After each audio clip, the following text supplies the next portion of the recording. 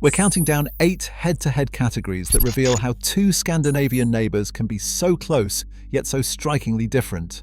From population and weather clashes to landscape extremes, urban life, and iconic traditions, this ranking sorts fact from rivalry, promising a few surprises along the way. Ready to see where the biggest contrasts begin?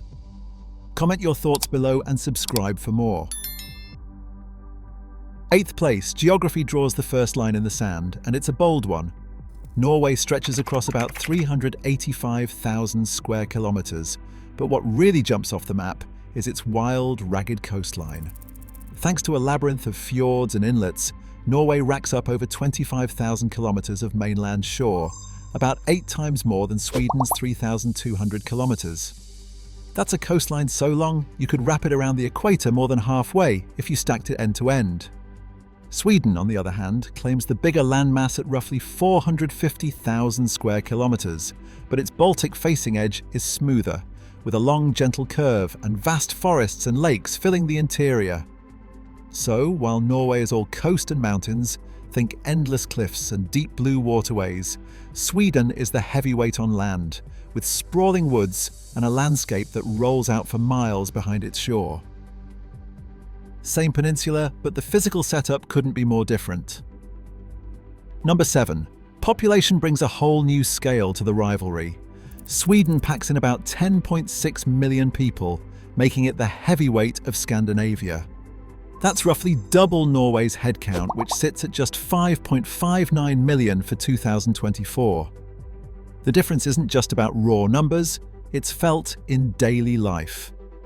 Sweden's population density clocks in at around 25 people per square kilometre, while Norway is more of a people-light experience with only 18 per square kilometre. Urban living is the norm on both sides of the border, but Sweden takes the lead here too.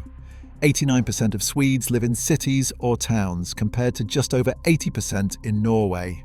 It means Sweden's cities buzz with more people, more energy, and a bigger urban sprawl, while Norway's towns and cities can feel like islands of life in a sea of landscape. If you're after elbow room, Norway's got it. If you want a crowd, Sweden delivers. Number 6.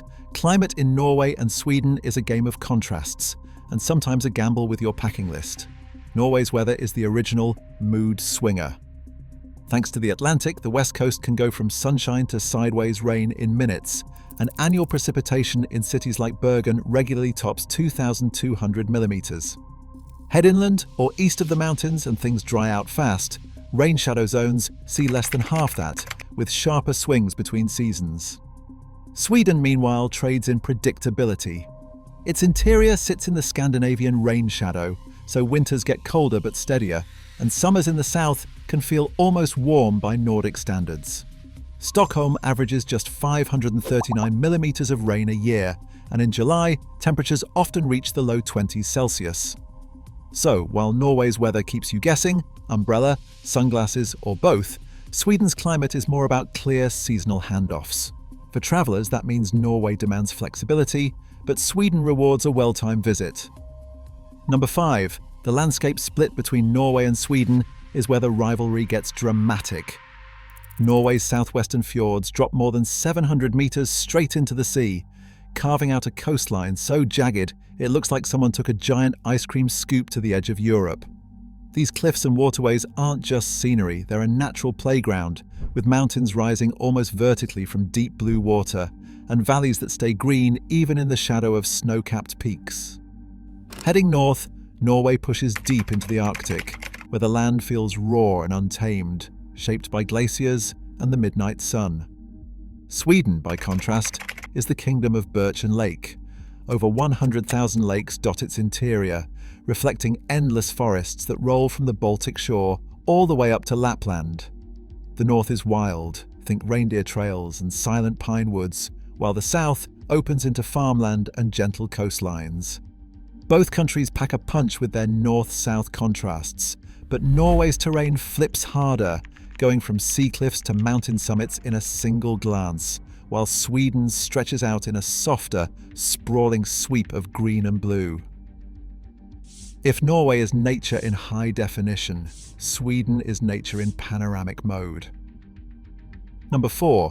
Outdoor life is where the rivalry goes full throttle. Norway is built for the kind of adventure that makes postcards look tame. Think Trolltunga, a cliff jutting out 700 meters above a blue lake. Reaching it means a 27-kilometer round trip, climbing 1,200 meters up, with 10 hours of hiking through unpredictable mountain weather. The payoff? Views so wild they feel unreal, but the price is sweat, planning, and a fitness test just to get a permit in peak season. In Sweden, the outdoors is a daily invitation, not a dare. Here, allemansrätten, the right to roam, means anyone can paddle a canoe, pitch a tent, or pick berries almost anywhere, as long as you respect the land and its owners. No permits, no barriers, just a set of common-sense rules and a culture that prizes accessibility. Norway brings the bucket list drama. Sweden offers outdoor freedom you can fit between lunch and dinner. It's cinematic thrills versus low-threshold fun, shaped by two very different ideas of what nature should be. Number 3, city life draws the next battle line, and it's a clash of urban personalities.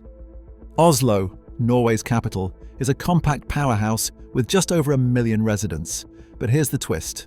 You can step off a tram, grab a museum selfie, and be in the Nordmarka forest in under 15 minutes by metro. City skyline to pine needles, all before lunch. The city's buzz is laced with the scent of spruce and the promise of a trail run after work. Meanwhile, Stockholm, Sweden's capital, is a full-blown metropolis. 2.4 million people spread across 14 islands, stitched together by bridges and ferries.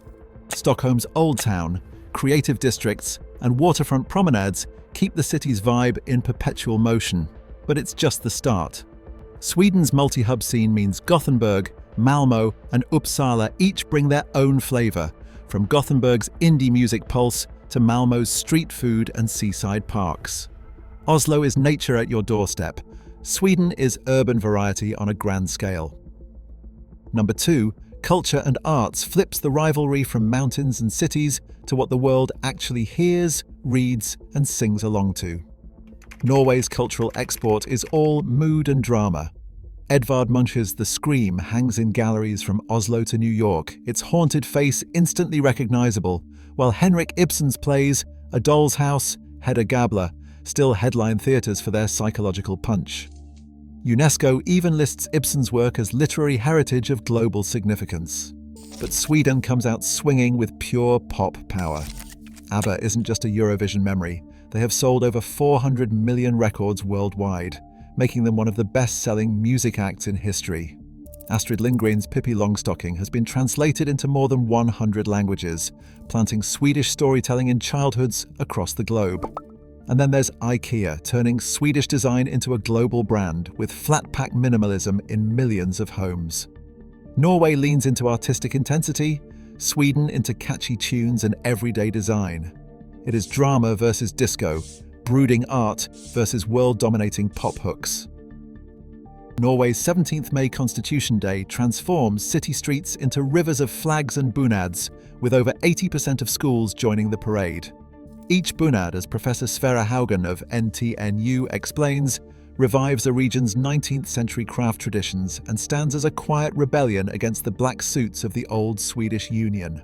The sound of marching bands, the cheers of children, and the sight of Karl Johans gate awash in colour capture a nation's pride and independence in a single, unforgettable day. Street voices echo, "Hurrah! Hurrah!"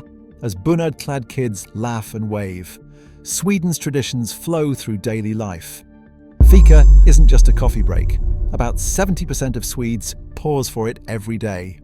Dr. Lena Andersson calls it the social glue that binds the country, a ritual of trust and equality. In Stockholm, the invitation is always open. Välkommen to Fika, pull up a chair. When midsummer comes, the whole country gathers for maypole dances and herring feasts, weaving tradition into the everyday. Across all 8 matchups, one pattern stands out. Norway and Sweden share roots, but the difference is their signature.